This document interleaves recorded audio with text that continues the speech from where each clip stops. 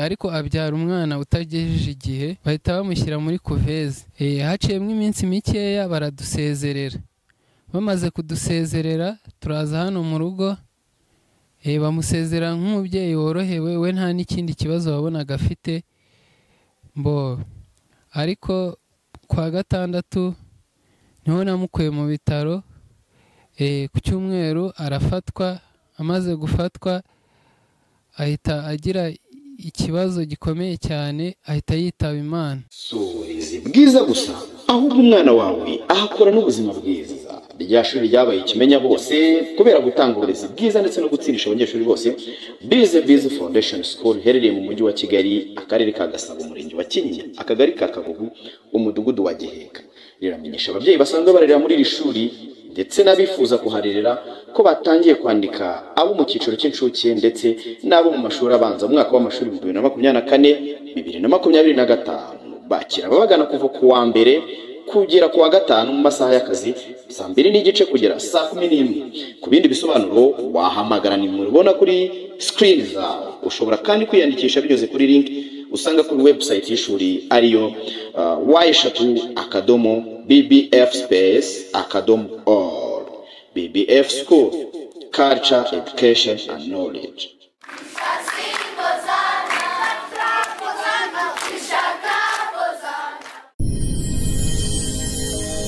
Genda samuratsinze icyo ngukundiye uri umuntu mugabo, urugendo rwiza kandi urugendo ruhire. Byose niwe wabimpaye, Imana ishimwe cyane, kandi yarambabariye angiriye impuhwe, yamviriye amaraso yo mu mutima we, ndanezerewe. Imibabaro yanjye yose nikwayizi, ahindura iyo mibabaro ngo anezeze. Imana ishimwe kuko yumva amasengesho, Imana ishimwe cyane. Imibabaro yanjye yose nikwayizi, ahindura iyo mibabaro ngo anezeze. Imana ishimwe kuko yumva amasengesho, kamwisuku tutaraba. Niwa niwacu, n'ubuturo bwiza tuzabona. Niwa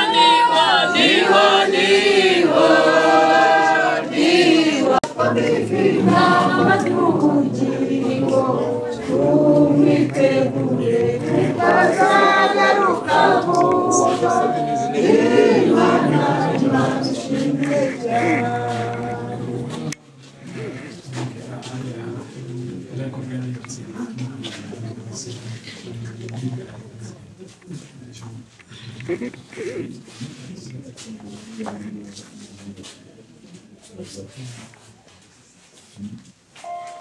Turakwakiriye ku Rugendo Online TV, mukomeze kwihangana. Murakoze cyane. Amazina nitwa Niyonkuru Japhet.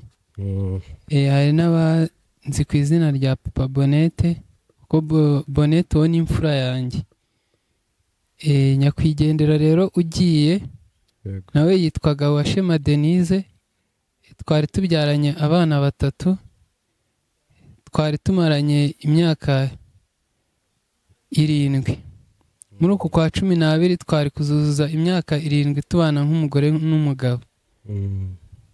Ariko ni inkuru y'incamugongo.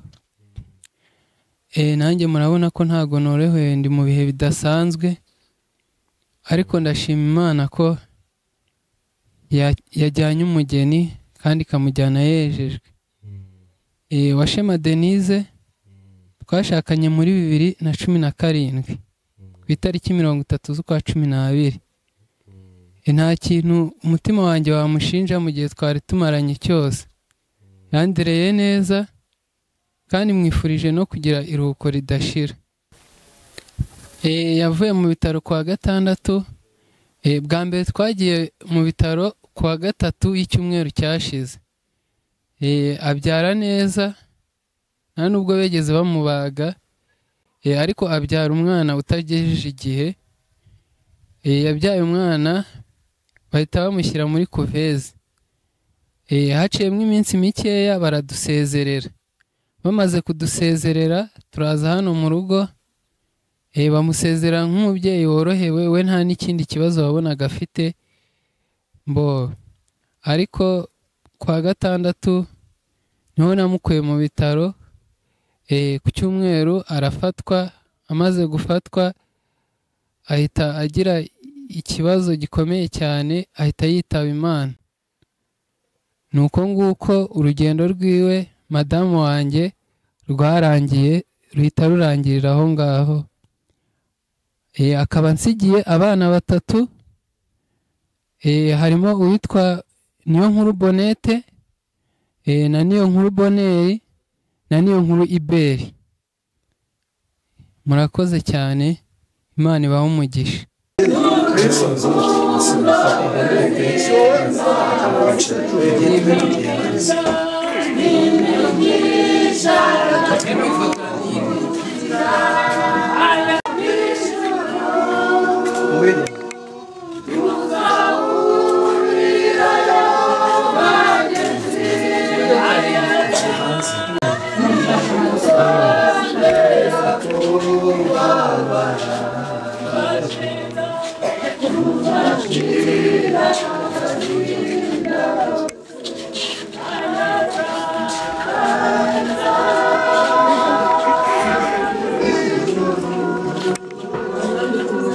Ijambo ry'Imana. Nitumara kumva ijambo ry'Imana turaza kumva bwa buhamya nahoze mvuga buri buze gutangwa. Hanyuma nyuma y'ubwo buhamya imiryango yombi, inshuti n'abavandimwe n'abaturanyi baje gusenga. Mana turagushimiye, Mana tuguhaye icyubahiro. Ijambo ryawe riravuga ngo mu bibi no mu byiza duhore tugushima. Uyu mwanya abana komeza imitima y'ababyeyi, inshuti n'abavandimwe, abaturanyi, twese uko turi aha ngaha dukomezwe nawe. Tugiye kwakira ijambo ryawe ry'ihumure. Dusengeye umugaragu wawe, turasabye kugira ngo umukoreshe kandi akubere mikoro urangurure. Umwuka wera aba ari udukomeza muri ibihe bikomeye nubwo bitoroshye, ariko dushobozwa byose na Kristo uduhimba zose. Nizigera ku musozo nta gikuba gicitse, turongera tukuzamurira icyubahiro. Urakoze kubikoze, tubisabye twizeye mu izina rya Yesu, amen. Katwakire Pastor Ruzindana Lambert atugezeho ijambo ry'Imana. Aho neza mwese. Mbonye guhagarara nabyo byiza kugira ngo abari hirya bashobore gukurikira n'abari hano, kandi ngira ngo mbabwire ko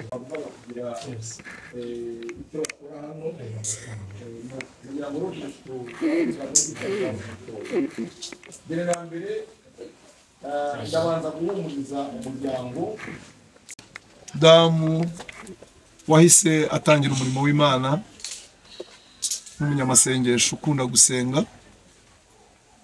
Denise yakundaga gusenga nk'umuvugabutumwa bwiza, ahita ndetse yinjira mu murimo w'ivugabutumwa mu cyumba cy'amasengesho, yinjira no muri komite nyobozi y'icyumba, akomeza umurimo we nk'uko yabibabwiye nanone muri korali Intumwa za Yesu. Yari umuririmbyi kandi w'umutoza. Mu by'ukuri agiye twari tugimukeneye cyane, yaba ari umuryango we ushishikara icyo agiye gukora akagikora, kandi akagikorana umwete kandi akagikora neza.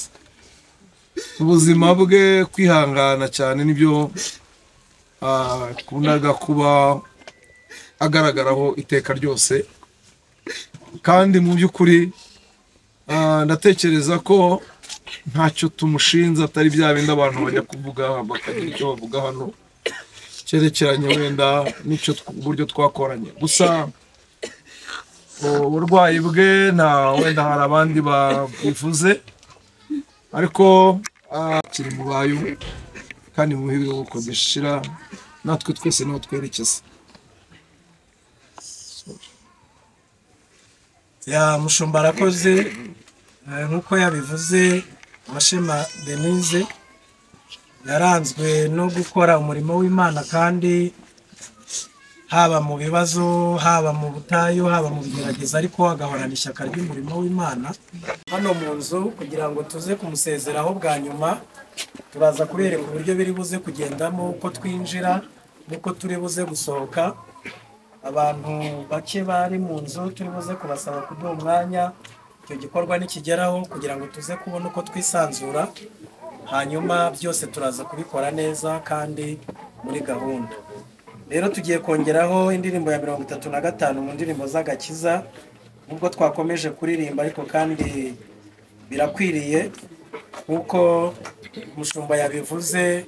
Indirimbo tuba turirimba ntabwo ari za morale, ntabwo ari ukumotiva abantu, ahubwo ni ukugira ngo dufate umwanya wo kwitekerezaho.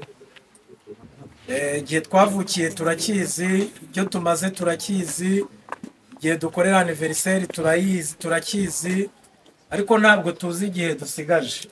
Vuga ngo Denise niba agiye adutunguye, nanjye ejo nabatungura cyangwa nawe ejo wadutungura. Rero igihe dusigaje ni ukuba turi maso, ni uguhora twiyeza. Ujye uhaguruka mu rugo ufashe urugendo, ujye usohoka nk'umuntu utari bugaruke, usohoke wiyejeje, witunganije, uhore wezwa, niko ijambo ry'Imana ribidusaba. Munyemere rero turirimbana iyo ndirimbo, turajya kuyisoza. Abo mu nzu nabo bamaze kudutegurira gahunda nk'uko twabiteguye. 35 mu ndirimbo z'agakiza, ni indirimbo ivuga ngo ni Yesu wangize kuba umuvandimwe we. Baririmbyi badufashe, hanyuma tuyifatanye tuyiririmbe. Ni Yesu kandi ibyo mfite byose niwe wabimpaye. Imana ishimwe cyane, kandi yarambabariye angira imbohore, yambiriye amaraso yo mu mutima we. Ndanezerewe cyane kuko yancunguye. Imana ishimwe cyane, kandi yarambabariye angira imbohore, yambiriye amaraso yo mu mutima we. Ndanezerewe cyane kuko yancunguye.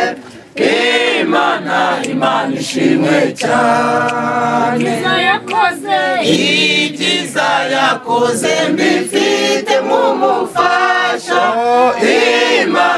Imana ishimwe cyane, umfasha mu bintu byose bikomeye. Imana ishimwe cyane, imibabaro yanjye yose ni kwa izi, ahindura iyo mibabaro ngo anezeze. Imana ishimwe kuko yumva amasengesho. Imana ishimwe cyane, imibabaro yanjye yose ni kwa izi, ahindura iyo mibabaro ngo anezeze. Imana ishimwe kuko yumva amasengesho. Imana ishimwe cyane, Umana mu ijuru mfite umugabane. Imana ishimwe cyane, mu mwanya muto tuzabona umunezero. Imana ishimwe cyane, mwijuru abera bazamurika nk'izuba. ry'ubugingo tumwitegure kuko azagaruka vuba Imana ishimwe cyane mw'ijuru abera bazamurika mw'izuba Yesu ubwo azatwambika ikamba ry'ubugingo tumwitegure kuko azagaruka vuba Imana ishimwe cyane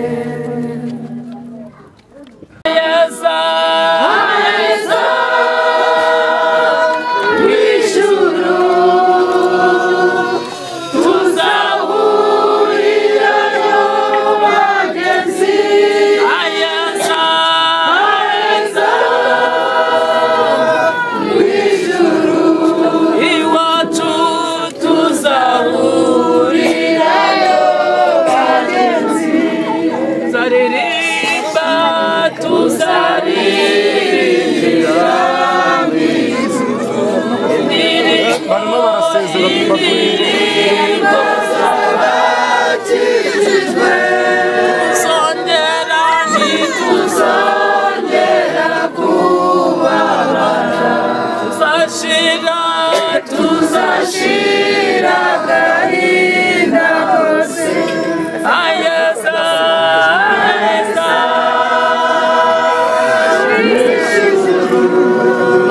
mwambitse inkweto kazi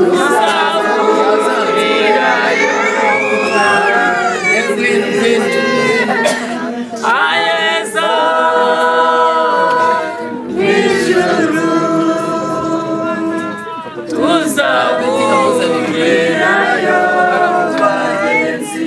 murakoze dukomeze kwihangana twagira ngo rero dukomeze gahunda yacu yo guherekeza no gusezera bwa nyuma ku muvandimwe wacu icya mbere tugiye kubanza twumve ijambo ry'Imana nitumara kumva ijambo ry'Imana turaza kumva bwa buhamya nahoze mvuga buri buze gutangwa hanyuma nyuma y'ubwo buhamya ubwo turi buze kumusezeraho bwa nyuma nitumara kumusezeraho turahita twerekeza aho turi bujye gushyira umubiri tugiye gusengera rero umushumba kugira ngo tugezeho ijambo ry'Imana umwanya utari munini ntabwo ari ngombwa ko twongera gushyiraho izindi ndirimbo izo twaririmbye zirahagije ahubwo reka twumve ijambo ry'Imana rihumuriza imiryango yombi inshuti n'abavandimwe n'abaturanyi muri rusange reka duce bugufi maze dusenge Mana turagushimiye Mana tuguhaye icyubahiro ijambo ryawe riravuga ngo mu bibi no mu byiza duhore tugushima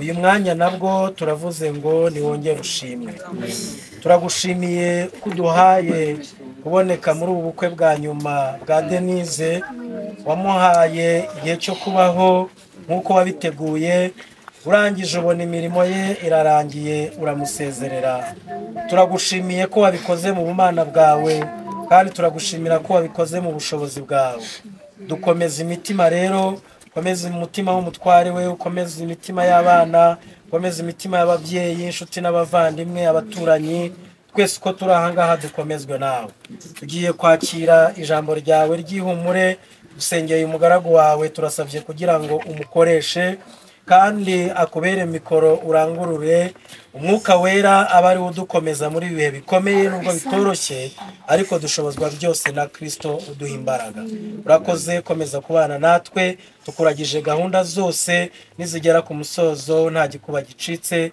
turongera tukuzamurira icyubahiro urakoze kubikoze bisabye twizeye mu izina rya Yesu amen katwakire Pasteur Ruzindana Lambert atugezeho ijambo ry'Imana ndetse n'ababyeyi ba Papa Bonete inshuti n'abavandimwe abakristo bose bo mu itorero rya Kimisagara n'abandi inkuru za Kimisagara n'abandi basenganye na Mabonete kuko twamwakiriye yarasanzwe afite itorero yasengeragamo aho hose ahafite abantu baje kumuherekeza bwa nyuma kuri uyu munsi mukuru w'ubukwe bwe bwa nyuma bwo kuva kuri iyi si asanga wamucunguye kandi wamukunze kuturusha twese ndagira ntimukomere kandi mugumye kwihangana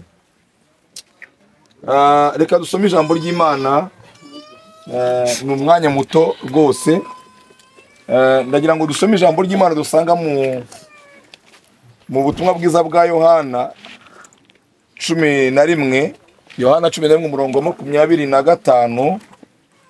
Hari ijambo rivuga riti, Yesu aramubwira ati, ningiye kuzuka n'ubugingo, unyizera naho yaba warapfuye azabaho, kandi umuntu wese ukiriho unyizera ntazapfa iteka, kandi umuntu wese ukiriho unyizera ntazapfa iteka ryose.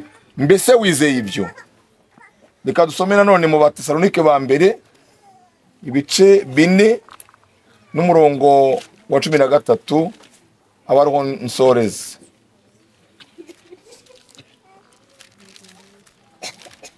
Urwandiko rwa mbere Paulo yandikiye Batesalonike ibice 4 umurongo wa 13 haragira hati, ariko bene data, dushaka ko mutamenya iby'abasinziriye, mutababara nk'aba bandi badafite ibyiringiro.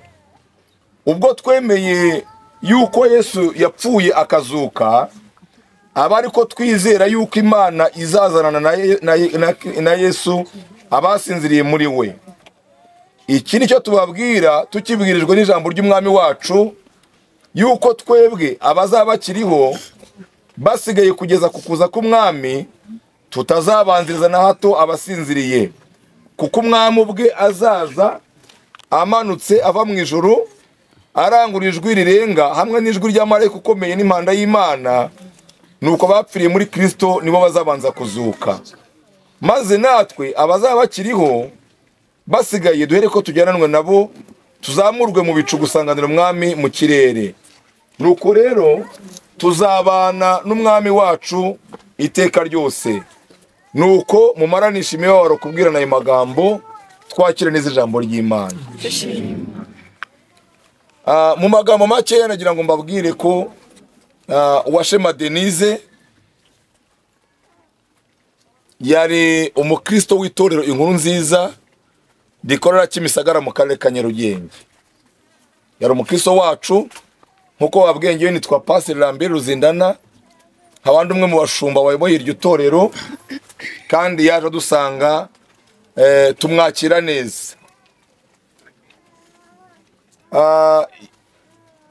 Reka mbanze mvuga ijambo ry'Imana, ariko nagira mbabwire ko ari umubyeyi cyangwa se ari umama twari tumaze igihe kitari kirekire cyane kandi kitari na gitoya, kuko nibwira ko twaba twaramwakire muri 2022. Yari umuririmbyi muri korali yitwa Intumwa za Yesu. Bari hano benshi baririmbyi baririmbana, kandi yakoraga umurimo w'Imana muri korali, agakora n'umurimo w'Imana mu masengesho, mu cyumba cy'amasengesho cyane. Yari umunyamasengesho kandi akaba n'umuvuga butumwa, kandi akabikora neza, afite ishyaka, afite umurava, afite n'urukundo. Hanyuma rero nagira ngo mbabwire ngo muri ubu buzima umuntu aravuka, akabaho, agakura, yagira amahirwe yo gushaka agashaka, yagira umugisha wo kubyara akabyara, igihe cyazagera agasaza, hanyuma akava muri ubu buzima. Cyangwa se rimwe na rimwe ntabwo umuntu amenya igihe avukiye, ariko ntamenye igihe arangiriza. Ubusanzwe mu buzima busanzwe buri normal nuko umuntu avuka, agakura, agashaka, akagira urugo, agakura, yamara gusaza, avuye muri ubuzima akagenda. Ubwo ndashaka kuvuga umuntu wagiye tuvuga ngo afite imyaka 80, afite imyaka 90, afite imyaka 70 mu buryo runaka. Ariko noneho hari igihe biba mu buryo butandukanye, umuntu akabaho, ariko mu gihe kidasanzwe, mu gihe gitunguranye, tukabona umuntu yavanywe mu mubiri, yagiye mu buryo butunguranye. Ni nkuko Denise, mama Bonete, urugendo rwo rwarangira. Nagira ngo mbabwire ko urugendo rwe kuva muri ubu buzima kwe kwadutunguye cyane. Ntabwo twatekerezaga yuko iki gihe aricyo cyo kugenda kwe nk'abanyetorero. Hano ahamaze igihe kitari kirekire cyane ahimukiye, nibwira yuko ariko Imana niyo yaturemye, niyo yaduhaye ubuzima, iduha kuza kuri isi. Iyo bibaye ngombwa yuko ikwisubiza ikagutwara, nta wayibaza ngo ibyo wakoze ni ibiki, nta wayibaza ngo kubera iki bigenze biriki. Kuko hari n'abagenda bagifite imyaka 10 n'ingahe, cyangwa bagifite imyaka 5 n'ibitambambuga, cyangwa bakivuka, abandi bakimara gukora mariage nta n'umwana baragira, ariko nta ubaza Imana ngo ibyo wakoze ni ibiki. Cyo nagira ngo ngarukeho no mu ijambo tumaze gusoma, ntago ngira ngo mbatere umubabaro, ahubwo nagira ngo mbanze mbabwire yuko nubwo muri iyi si duhura n'ibibazo, duhura tubabazwa cyane no kubura ubuzima no kubura abacu, nagira ngo mbabwire ngo abana b'Imana bakirijwe bizeye Kristo Yesu, bamwakiriye nk'umwami n'umukiza mu bugingo bwe, batiyobora bayoborwa n'Imana, nagira ngo nongere mbibutse kandi batangarize ko nyuma y'ubuzima hari ubundi buzima. Turarira, tukababara, tugashavura, tukagira agahinda, ababyeyi, abavandimwe, inshuti, abakristo, ariko nagira ngo nongere ntangaze ko uko byamera kose nyuma y'ubuzima turimo bw'agahinda n'akababaro hari ubundi buzima Imana yateguye ko abayizera bazabana nayo byiteka ryose. Nagira ngo nongere ntangaze yuko mbabwire yuko ntabwo ubundi Imana turemeye gupfa. Ntabwo Imana turemeye gupfa cyangwa yaturemeye kumara igihe gitoya. Imana turemeye kubaho byiteka ryose. Abo twari kumwe kandi noze ndimo bibabwirane kugira ngo Imana twemeze ko ifite ubuzima burambye. Abantu ba kera bo mu isano rya kera mu Imana ikimara kurema isi, tubona abantu baramye imyaka igera muri 900 ndetse hafi 969, umuntu waramye imyaka myinshi witwa Metusela yarayiramye. Ariko nababwiye ngo nubwo yamaze iyo myaka yose, nawe mu maso y'Imana yagiye ameze nk'ukenyutse, kuko yagiye ataramara umunsi umwe mu maso y'Imana. Petero yaravuze ngo kuko ngo imyaka 1000 ku Mana ni nk'umunsi umwe, n'umunsi umwe ni nk'imyaka 1000.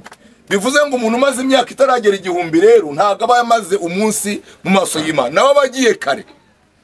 Kubera iki? Kubera ko Imana ntabwo yaturemeye gupfa, ahubwo Imana turemeye kubaho byiteka ryose.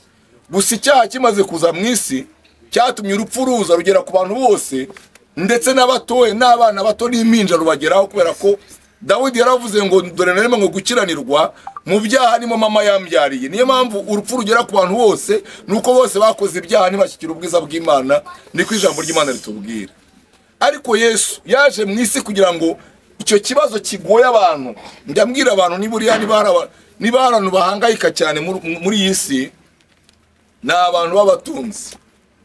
Abatunzi barahangayika cyane, kuko abatunzi afite amafaranga, afite amazu, afite amamodoka, afite ibintu byose, agira amakonte menshi, ariko akagira ikibazo kimwe. Ikibazo kivuga ngo mbese ibintu byose nashatse naruhiye, ubu ngubu nimdamuka mpfuye bizagenda bite? Icyo kibazo uko umukene ahangayika niko n'umukire ahangayika. Aribaza ngo mbega ibi bintu nashatse bizamera bite? Ese nyine bizamera bite? Nawe agenda nk'abandi bose kandi arangiza ubuzima nk'uko abandi bose baburangiza. Nagira ngo mbabwire ngo ahantu hari ibanga hakomeye cyane kandi h'agaciro, ikintu gifite agaciro gakomeye mu buzima bw'umuntu ni ukuba muri Kristo Yesu, ni ukwizera Yesu Kristo wadupfiriye akaducungura. Kuko Yesu niwe washoboye gupfa, arahambwa, arazuka, ku munsi wa gatatu azuka atsinze urupfu, kugira ngo umuntu wese umwizera ye kuzaheranwa n'urupfu, naho yahangayika, naho yababara, ariko nyuma y'ubuzima azongera abeho byiteka ryose. Ibyo yabigaragaje ubwo agiye kwa Lazaro. Agiye kwa Lazaro baramutumyeho ngo uwo yakundaga yarapfuye. Agezeyo baramurira, baramubwira batereka iyo wari uri hano ntago umusaza wacu warapfuye, niko bamarita bamubwira, ntago umusaza wacu warapfuye, we wararangaye waratinze. Ariko agiye kumubwira bango nakubwiye ni wizera uraza kubona ubwiza bw'Imana. Aravuga ati Lazaro azazuka. Aravuga ati yego nibyo ndabizi kuko Lazaro azazuka ku munsi y'imperuka. Ariko Yesu we yashatse kugira ngo atange isomo, akore pratique yo kugaragaza yuko ari ufite ubuzima mu biganza byacu. Imana ishimwe cyane, Imana ishimwe cyane. Ageze kwa Lazaro niho yavuze nako ari kumwe na bamarita bariya, niho yavuze ijambo rivuga ngo ninjye kuzuka n'ubugingo, umuntu wese unyizera ntabwo azapfa iteka ryose, kandi umuntu wese wapfuye anyizera azongera abeho, Imana ihabwa icyubahiro. Haleluya. Mama Bonete nk'umuntu wari umukristo kandi wizeraga Imana, wayikoreraga, witangaga, akaza mu nzu y'Imana, akaza mu masengesho, akaza muri korali, agakora umurimo w'Imana. Nahoze nimo ndeba ku mbuga zacu zo kwitorero barimo bagaragaza aho yari muri korali akora umurimo no mu masengesho, nagira ngo mbatangarize yuko igihe kizagera akongera akabaho, asanze abandi bamubanjirije, ariko igihe kizagera imanda y'Imana nivuga azongera abeho. Ntago ubu ngubu uwo tugiye guherekeza mu mwanya n'umubiri we, ariko mama Bonete w'ukuri yasanze wamucungu, yasanze wamupfiri, wamukunze kutuja twese. Imana ihabwe icyubahiro. Paulo rero agiye kwandika, yandikira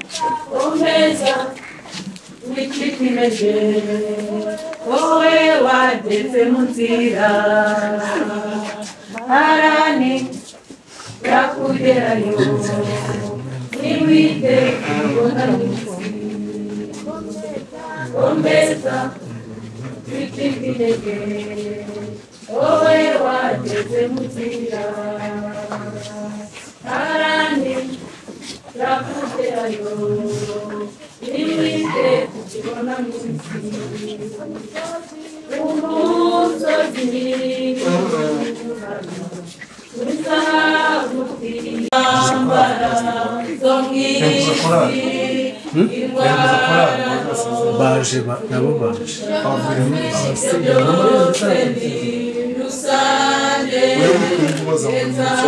bashoje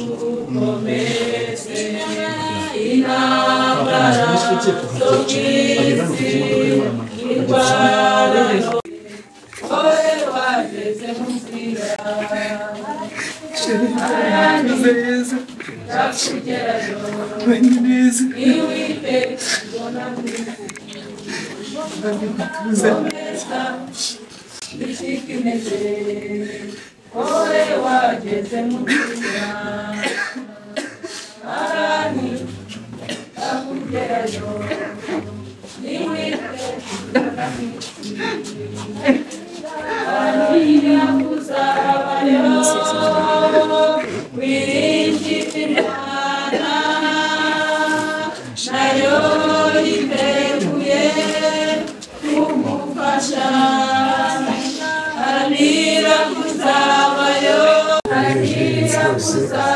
niwe Mana nta yindi Mana ibaho niwe ari mu ijuru isi n'ibirimo byose bibeshaho ndetse natwe abantu niwe waturemye tukira muri iyi si ariko mwami ntibyateye kabiri kuko icyaha cyinjiye mu isi bituma n'urupfu rugera ku ntego none muri aka kanya turakwinginze ku buntu bwawe kugira ngo ukomeze imitima y'abana ndetse n'ababyeyi n'inshuti n'abavandimwe ukomeze imitima yacu twese kugira ngo mwami tugire ubonetse imbere y'amaso yawe kandi ugiye gukomeza gushyira ibyiringiro byacu byose kuri wowe ko tuzi neza ko ijambo wavuze ko ukwizera tuza kuba n'isoni kandi nabwo dufite ibyiringiro dufite ko kwizera ko n'ijambo ryawe ntirihinduka twizeye yuko mwami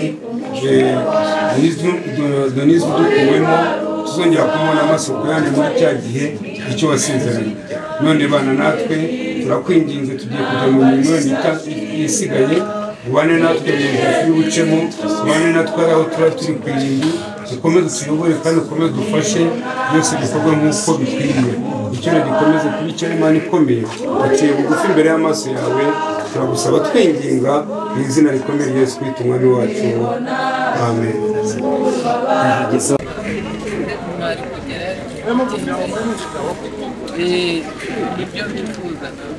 ibyo bifuza ko niyo bakomeza bakaza mwagera ariko ntimutinye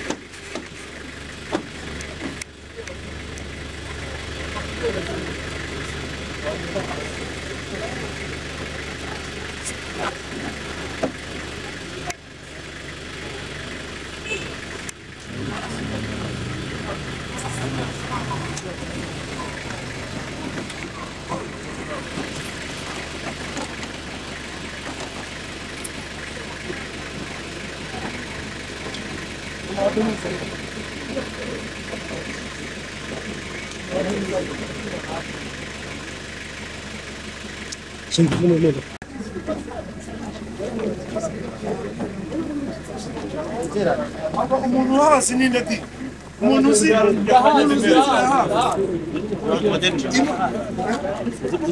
none turanyura hejuru turanyura